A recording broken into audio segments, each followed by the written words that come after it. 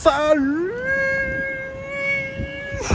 à tous, la team Thomas Show pour Lyon Fan TV. Très heureux les gars de vous retrouver pour une nouvelle vidéo marine, vidéo atlantique, même océan Atlantique. Regardez-moi comme c'est beau.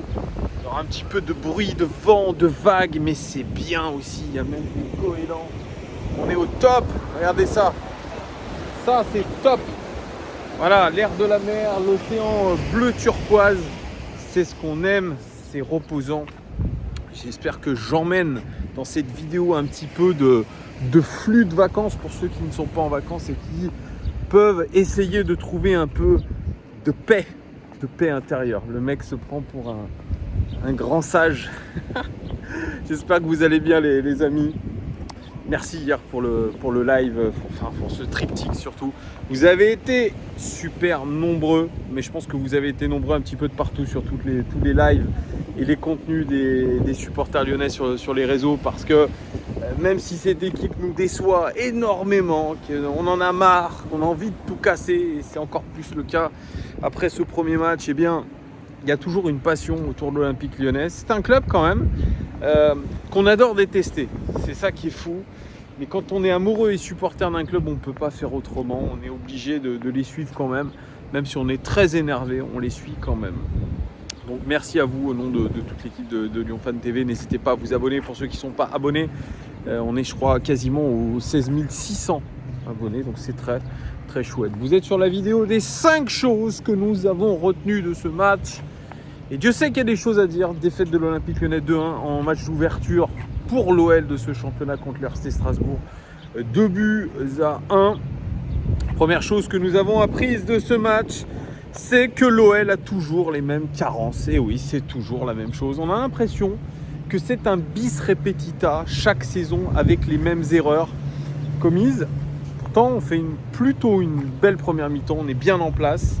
On se crée des occasions. On domine le RC Strasbourg dans la possession, dans le jeu. On se dit, tiens, pourquoi pas? Et on n'a pas réussi à confirmer cette domination en marquant un but. Et là, c'est le début des ennuis, puisque derrière, vous vous exposez forcément à un contre adverse, à une erreur défensive.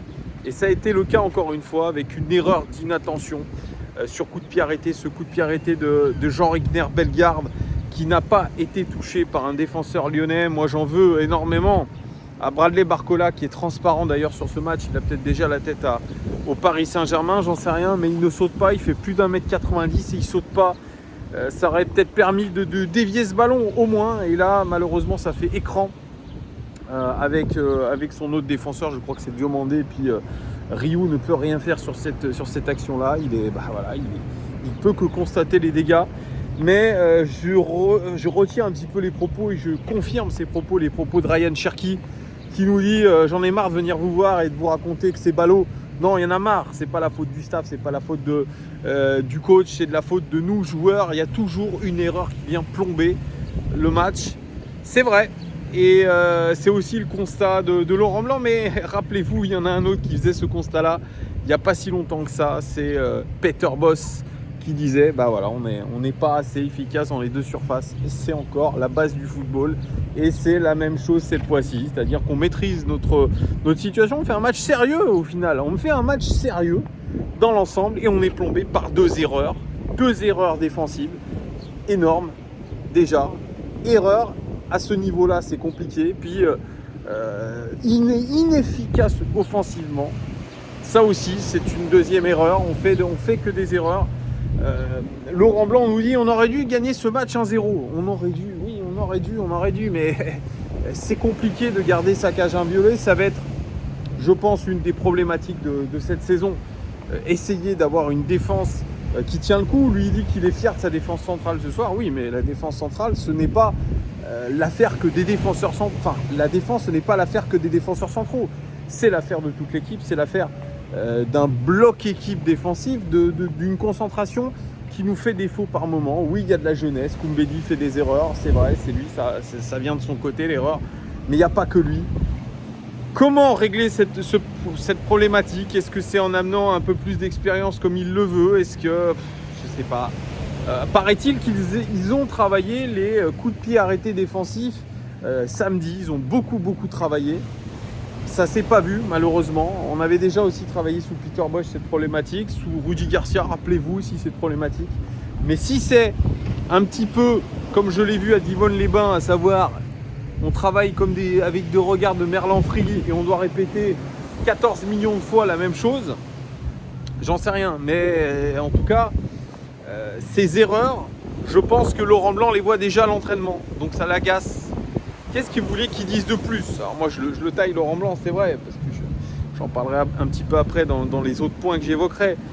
Mais il peut que constater qu'il y a toujours un problème, ça se passe jamais correctement, on n'est jamais tranquille avec l'Olympique Lyonnais et ça a l'air de se répéter, mais quand vous avez 90% de l'équipe qui était déjà là la saison dernière, eh bien on répète toujours les mêmes erreurs évidemment. Deuxième chose que nous avons apprise de ce match, c'est que l'OL est inefficace. Et ouais, encore une fois, inefficace offensivement, parce que là je vous ai parlé du côté défensif, on parle aujourd'hui d'offensif. Ce n'est pas possible déjà que sur la préparation vous ayez marqué que contre des Treffers, ça remontait au 14 juillet, imaginez-vous, Tino Kadewere, Amin Sarr, que vous n'ayez pas marqué dans la préparation. Ça c'est vrai que ça entame, je pense, le mental de nos joueurs offensifs. Vous avez Alex Lacazette qui est passé à côté pour moi de sa préparation. Il était entre 2 eaux sur ce match-là et ça s'est vu puisqu'il a trouvé le poteau. On ne l'a pas senti bien en jambes, il est sorti avec des crampes, paraît-il, selon Laurent Blanc. On verra si c'est réellement le cas et qu'il n'est pas blessé. Beaucoup de frustration. On a eu un Barcola absolument transparent. On a eu un Ryan Cherki intéressant dans l'animation, dans ce qu'il a montré. Malheureusement, lui aussi il rate ce petit contrôle qui peut le mettre dans de meilleures dispositions, mais il a été très intéressant dans la création. Il y a eu un peu de déchets en première mi-temps, mais sa prestation est plutôt très bonne. Mais quand vous êtes face au but, quand vous avez des occasions, et Ryan en a eu 2 d'occasions, il faut être capable de tuer. Il faut être capable de tuer le match. Et ça aussi, Ryan, il doit évidemment progresser là-dessus, il le sait. Être plus tueur devant le but.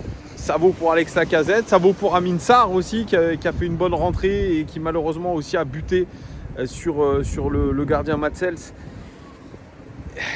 C'est déjà, moi je trouve, on n'est pas dans la normalité quand vous ne marquez pas depuis le 14 juillet. Et comment estimer qu'un miracle peut arriver et que les 3 de devant, 4 devant, peuvent avoir la confiance pour marquer. Parce qu'on a vu même, c'est ça qui est incroyable, c'est quand Alex Lacazette est sorti finalement il y a eu un peu plus de folie. On a eu cette réduction du score par Tagliafico qui était très bien placé sur une belle passe de Cacré. Heureusement je dirais, c'est le premier but depuis le 14 juillet. Tagliafico, j'en parlerai aussi dans une deuxième vidéo puisqu'il est l'objet de rumeurs de départ Tagliafico, mais pour moi ce n'est pas normal.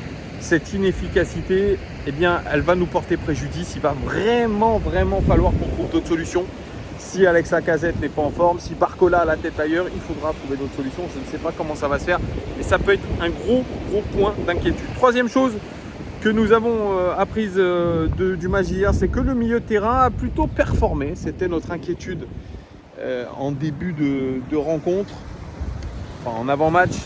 C'était notre inquiétude lors de la préparation, lors des matchs de préparation, que notre milieu de terrain soit trop faible. Hier soir, on a eu un milieu de terrain qui s'est bougé.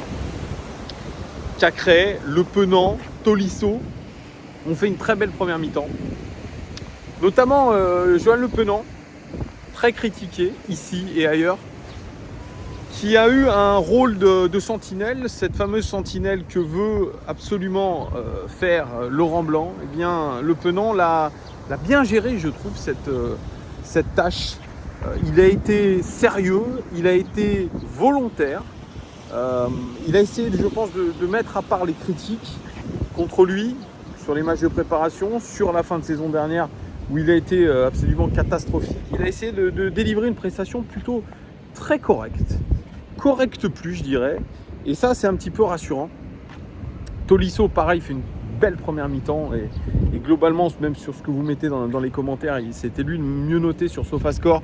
Il fait une deuxième mi-temps, même si Smaïl n'était pas d'accord non plus en disant qu'il s'était endormi, il s'était un petit peu conforté dans ces débuts de deuxième mi-temps notamment. Et il est intéressant, c'est vrai, Tolisso, il a eu un gros volume de jeu, il a su frapper quand il le fallait, il a su passer aussi quand il le fallait, il a fait notamment cette belle passe à Alex Lacazette sur la première occasion lyonnaise, quand Lacazette écrase sa reprise de la tête. On a eu aussi un Cacré volontaire aussi, malgré un gros tampon et une arcade complètement pétée. Il y a eu une activité très bonne de la part de Cacré, qui délivre d'ailleurs une passe décisive pour Tagliafico. Donc, globalement, ce milieu de terrain à 3 a performé. Si vous rajoutez Cherki qui redescendait d'un cran, ce milieu à 4 a extrêmement performé, je dirais, et moi en tout cas, m'a un peu rassuré. Vous me direz en commentaire ce que vous en pensez, mais ça a été plutôt bon. Quatrième chose que nous avons apprise de ce match, c'est que Laurent Blanc n'a pas de solution. Il n'a pas de solution. À part dire, écoutez, voilà, on est inefficace dans les deux surfaces, on méritait de gagner, on aurait dû préserver notre but, on aurait dû, mais Laurent Blanc, il n'a pas de solution. Il n'a pas de solution, ses remplacements, ils sont contraints, il y a Koumbedi qui rentre assez rapidement avec la blessure de Mata. Après il fait rentrer Gefinho. Il n'a pas de solution, il ne sait pas trop par quel bout prendre les choses. Et moi je continue à le redire ici, ce n'est pas l'homme de la situation. Même si on fait une bonne première mi-temps, on perd ce match d'entrée. Première fois qu'on perd en 20 ans, il me semble, un match d'ouverture. Il y en a qui disaient, je crois qu'il y a une stat qui dit que la dernière fois que l'OL a perdu un match en ouverture de championnat, il a été champion derrière. Ok, mais on a besoin d'avoir une autre dynamique. Moi, je vois un Laurent Blanc résigné, frustré, déçu. Et est-ce qu'il a encore le truc pour trouver des solutions avec ce qu'il demande notamment au mercato? J'en sais rien. Je ne vais pas vous mentir, j'en sais absolument rien. Je suis très inquiet quand même. Je suis très inquiet pour l'avenir avec Laurent Blanc. Le match contre Montpellier arrive très vite aussi, samedi. Il faudra répondre de la manière la plus positive possible. Et on sait que Montpellier, c'est déjà un match compliqué à aller chercher, à aller gérer. Comment va-t-il faire? Avec quelles ressources? Comment? On est déjà début du championnat et dos au mur. Lui dit attendre la fin du mercato le 31 août pour pouvoir vraiment se fixer les objectifs, sauf qu'à la fin du mois d'août, ça sera probablement déjà trop tard. Et cinquième et dernière chose, ce qu'on a appris du match hier, c'est que le banc de touche de l'Olympique Lyonnais pose question. Vous avez sur le banc de touche Mohamed El Arouche, vous avez Gefinho, Jeffrey Adelaide, Tino Kadewere, Amin Sarr. Qu'est-ce que vous pouvez faire avec ça? Est-ce que vous pouvez utiliser la profondeur avec Tino Kadewere? On a vu qu'il a préféré Amin Sarr pour faire rentrer. Vous avez deux joueurs Kadewere là, et en l'occurrence et Jeffrey Adelaide qui sont en instance de départ, qui ne sont pas dans les plans du coach, on le voit bien. Gérard n'est pas rentré. Vous avez Mohamed El Arouche qui a fait quelques matchs de préparation, coup-ci, coup-ça, qui n'est pas encore prêt selon Laurent Blanc, même s'il a bien voulu le faire jouer et qu'il est le remplaçant, selon les dires, idoine de Ryan Cherki. Il n'est pas rentré hier. On a un Gefinho qui a fait une rentrée intéressante.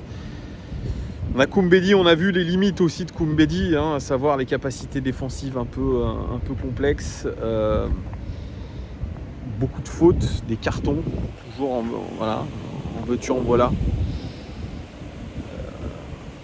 Ça paraît quand même léger ce banc de touche. On a Maitland Nice qui n'était même pas sur la feuille de match, puisqu'apparemment il a un retard athlétique très important. Donc ce banc de touche il pose question et ça va encore bouger jusqu'au 31 août. On ne sait pas ce qui va se passer dans les sens des arrivées comme dans le sens des départs. Et c'est un Olympique Lyonnais qui est encore plus dans le doute, qui commence son championnat. Et on aurait été bien inspiré de gagner, puisque ça nous aurait permis de faire relâcher cette pression. Et là, cette pression, elle est déjà au maximum dès l'entame du championnat. Voilà ce que je pouvais vous dire. N'hésitez pas, les gars, à mettre un petit commentaire, à me dire si vous êtes d'accord avec ces 5 points. Je vous fais des gros bisous et je vous dis à très vite. Merci de votre fidélité. Ciao!